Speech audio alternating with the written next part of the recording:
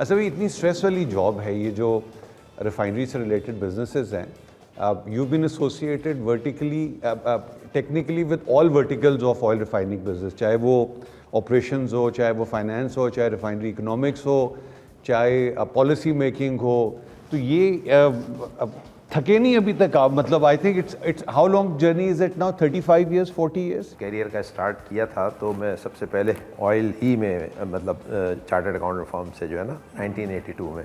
Okay, आप audit के लिए आए?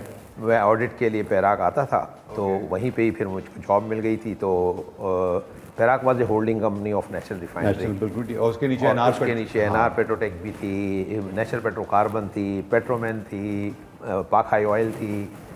तो पहले हेड ऑफिस में था, फिर वहाँ से नेशनल रिफाइनरी ट्रांसफ़र हो गया था, फिर नेशनल रिफाइनरी में टाइम गुजारा। उसके बाद जब नेशनल रिफाइनरी प्राइवेटाइज हो रही थी तो देन आई जॉइंड बाइको।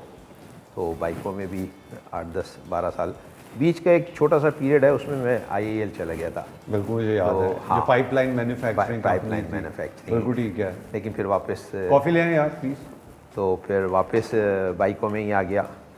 तो एंड देन अपनी एक छोटी ऑयल मार्केटिंग कंपनी बना ली।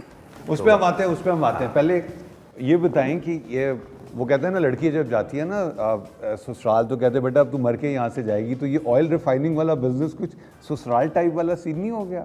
तो ऑयल में ना वेरिएबल्स इतने ज़्यादा हैं कि अगर इसका आप स्ट्रेस लेने के आदी हो जाएं तो वही आपका प्लेजर बन जाता है, और फिर अगर आप इसको छोड़ें तो आपको लगता है कि कुछ है ही नहीं। अच्छा, आप तो जो प्रोफेशंस है ना, अब हमारे जो आम ऑडियंस है उनको बताते हैं कि तेल कैसे देखते हैं और तेल की धार कैसे देखते हैं। So your first exposure to national refinery and माशाल्लाह I saw you raising in the ranks.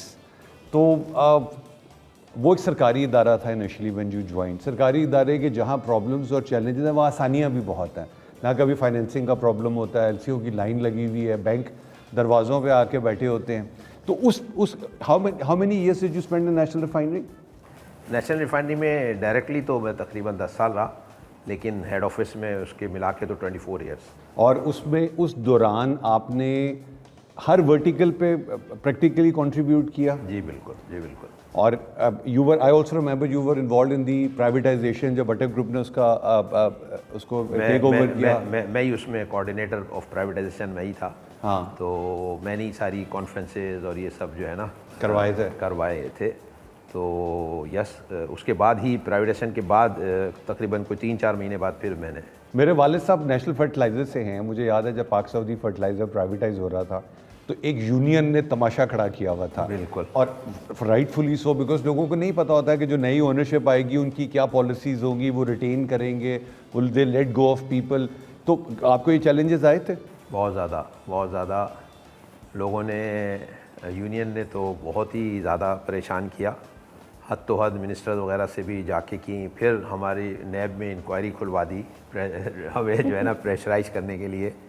लेकिन अल्हम्दुलिल्लाह मेरे थोड़े से नर्व्स मैं समझता हूँ कि रिलेटिवली स्ट्रॉन्ग है।